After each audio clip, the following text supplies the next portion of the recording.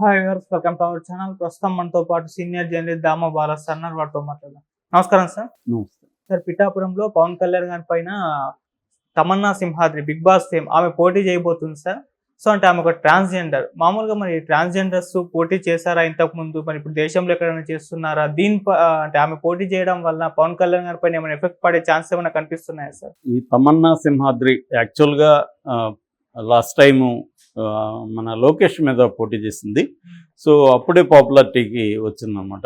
దానివల్లే ఆమె big boss కూడా రావడానికి అదొక కారణం. సో అందువల్ల మేబీ ఆమె నేను అనుకోవడం పవన్ కళ్యాణ్ ఓడించాలని ఇంకోటి ఏమో అట్లాంటి భ్రమలు ఉండే అవకాశం లేదు. కానీ తను కొంత పాపులర్ అవ్వాలనేది ఒకటి. రెండోది ట్రాన్స్జెండర్ ప్రాబ్లమ్స్ని పబ్లిక్లోకి తీసుకెళ్ళడానికి ఇది ఒక ప్లాట్ఫామ్గా ఉపయోగపడుతుంది అనేది కూడా తమన్నా సింహాద్రికి ఉన్న లక్ష్యాలలో ఒకటి. ఎందుకంటే మనకి ఎంత లేదన్నా ట్రాన్స్జెండర్స్ని ఒక పక్షపాతంతో చూసే ఇది ఉంది, జనాల్లో టెండెన్సీ ఉందన్నమాట. అందుకని వాళ్ళ ఇష్యూస్ ఏంటి, అసలు ట్రాన్స్జెండర్స్ ఎలాంటి సమస్యలు ఫేస్ చేస్తున్నారు, వాళ్ళని ప్రజలు ఎలా చూస్తున్నారు, ఈ విషయాల్ని చర్చలోకి పెట్టడం, పబ్లిక్లోకి తీసుకెళ్ళడం కూడా ఇది ఒక ప్లాట్ఫామ్గా తమన్నా సింహాద్రి అనుకుంటుంది. యాక్చువల్గా ఆమె బీసీ యువజన పార్టీ అనే పార్టీ, మన ఆయన రామచంద్ర యాదవ్ పొంగనూరు ఆయన పెట్టిన పార్టీ అనమాట ఇది. ఆ పార్టీ తరపున పిఠాపురంలో సీటు ఆమెకి ఇచ్చారు. సో ఆమె ఎందుకంటే కావాలనే సెలెక్ట్ చేసుకున్నట్టుగా అర్థమవుతుంది. ఎందుకంటే ఒక సెలబ్రిటీ మీద పోటీ చేసినప్పుడు ఖచ్చితంగా ఆమెకు కూడా పేరు వస్తుంది. ఈమె ఎక్కడో మామూలు వేరే చోట పోటీ చేస్తే అంత రాదు. అందుకనే గతంలో లోకేష్ మీద పోటీ చేసింది, ఇప్పుడు పవన్ కళ్యాణ్ మీద పోటీ చేస్తుంది. అయితే ఇదే సమయంలో ఈ మధ్య ఇంకొక పేరు కూడా వినిపిస్తుంది.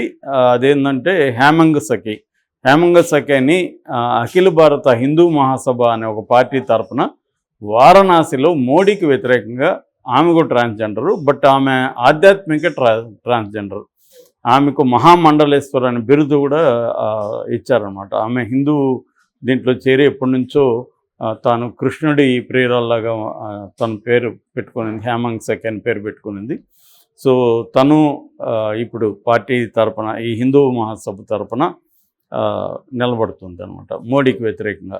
సో అందువల్ల కూడా పాపులర్ అయింది. అయితే ఫస్ట్ రాజకీయాల్లోకి వచ్చిందో అయితే ముంతాజ్ అనే ఒక ట్రాన్స్జెండర్ ఫస్ట్ రాజకీయాల్లోకి 11 ఏళ్లకు ముందు బీఎస్పీ తరపున ఉత్తరప్రదేశ్లో ఆమె పోటీ చేసింది. సో ఆమె ఫస్ట్ ట్రాన్స్జెండర్ రాజకీయాల్లో నిలబడింది. తర్వాత షబానా మౌసీ అని ఎమ్మెల్యే కూడా అయింది మహారాష్ట్రలో. షోహాన్పూర్ నుంచి ఆమె ఎమ్మెల్యేగా కూడా ఈ షబానా మౌసీ ఆమె అప్పట్లో ఆమె పేరు మారుమోగిపోయింది అనమాట. అంటే ఫస్ట్ ట్రాన్స్జెండర్ ఎమ్మెల్యే ఎవరంటే ఆమె. అంటే యాక్చువల్గా నేను ట్రాన్స్జెండర్స్ మీద ఒక స్కిల్ డెవలప్మెంట్ ప్రోగ్రాంలో పార్టిసిపేట్ చేశాను. అప్పుడు ట్రాన్స్జెండర్స్ సంబంధించి ఒక చిన్న బుక్లెట్ కూడా నేను రాశాను అనమాట. అది పబ్లిష్ కాలేదు కానీ డీటెయిల్గా ఇంగ్లీష్లో బుక్లెట్ చేశాను స్కిల్ డెవలప్మెంట్ భాగంగా. అప్పుడు ట్రాన్స్జెండర్స్ విషయంలో నేను చాలా ఇండియాలో స్టడీ చేశాను. కొంతమందిని కలిశాను కూడా. ఇక్కడ రచన ముద్రపోయిన అలాంటి వాళ్ళు ఉన్నారు. వాళ్ళని ఇక్కడ కూడా ట్రాన్స్జెండర్ సమితి ఒకటి ఉందన్నమాట. అంటే ఎల్జిబిటి అందరినీ కలుపుతారు అది.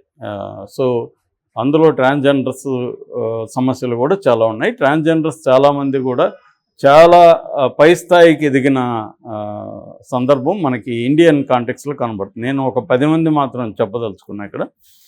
అందులో సత్యశ్రీ షర్మిల వచ్చి ఫస్ట్ జర్నలిస్ట్ అన్నమాట.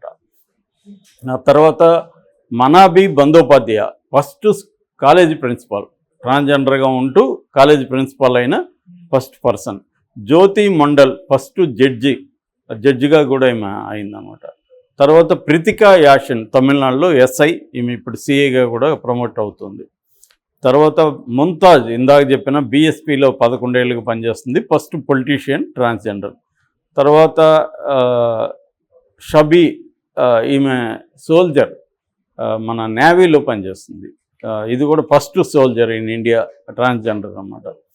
అలాగే తియేదాస్ అని ఈమె ఆపరేషన్ థియేటర్ ఉంటుంది కదా హాస్పిటల్లో, ఆపరేషన్ థియేటర్ టెక్నీషియన్ అంటే ఫస్ట్ మెడికల్ టెక్నీషియన్గా అయింది. అట్లాగే కల్కి సుబ్రహ్మణ్యన్ వెరీ పాపులర్, 2-3 సినిమాల్లో హీరోయిన్గా చేసింది తమిళ్లో. ఆమె మంచి డ్యాన్సరు, యాక్టివిస్టు, ఇటువంటి ట్రాన్స్జెండర్ పిల్లలకి ఆమె స్కూల్ పెట్టింది. Very very popular in Tamil Nadu కల్కి సుబ్రహ్మణ్యన్. అట్లాగే లక్ష్మీనారాయణ త్రిపాఠి, ఈమె యాక్టివిస్టు,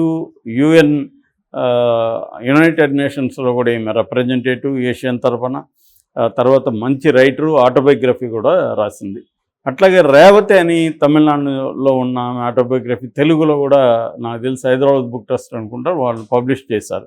ఆమె ఆత్మకథ, ట్రాన్స్జెండర్ ఆత్మకథ. అట్లాగే గౌరీ సావంత్ అని ముంబై, ఆమె వెరీ ఫేమస్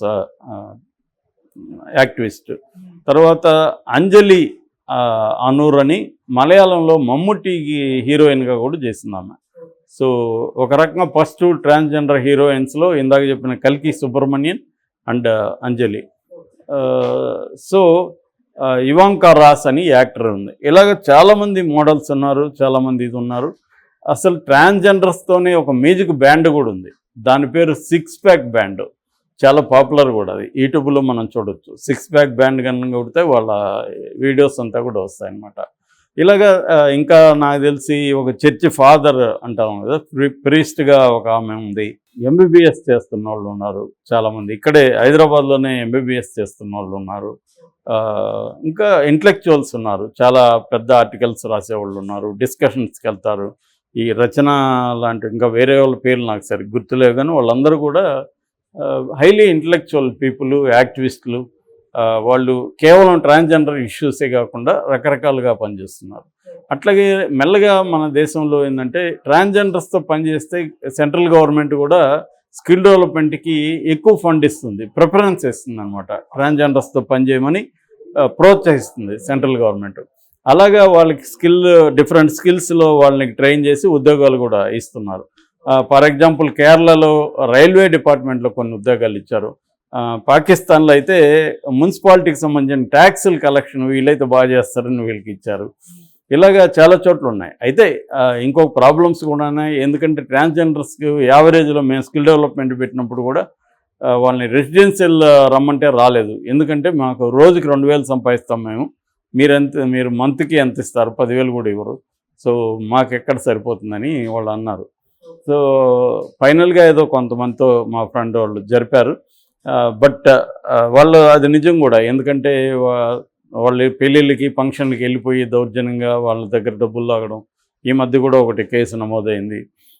అలాంటివి కొన్ని ఇబ్బందులు ఉన్నాయి. రెండోది, వాళ్ళలో ఎవరన్నా ఒకరు బయటికి వెళ్ళి చేయాలంటే కూడా ఆ టీము ఉంటుంది వాళ్ళకి, ట్రాన్స్జెండర్ టీము.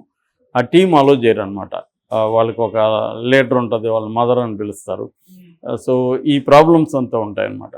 సో ఆ ప్రాబ్లమ్స్ అధిగమించి మెల్లమెల్లగా ఇప్పుడు నేను చెప్పిన వాళ్ళు ఎట్లయితే వివిధ రంగాల్లో పై స్థాయికి వెళ్ళారో, అలాగా సింహాద్రి, మన తమన్నా సింహాద్రి కూడా బిగ్ బాస్లోకి వెళ్ళడం ఖచ్చితంగా అది very very interesting aspect. So ఇప్పుడు పవన్ కళ్యాణ్ కూడా మరి ఎలా రియాక్ట్ అవుతాడనేది ఇప్పటివరకు రియాక్ట్ అవ్వలేదు. నిజానికి ఆయన కూడా పాజిటివ్గా రియాక్ట్ అవ్వాల్సిన అవసరం ఉంది. నెగిటివ్గా అయితే రియాక్ట్ అవ్వకూడదు. ఎందుకంటే వీళ్ళు ట్రాన్స్జెండర్స్ అనేవాళ్ళు సమాజంలో సెక్సువల్ మైనారిటీస్ అంటారు వాళ్ళని.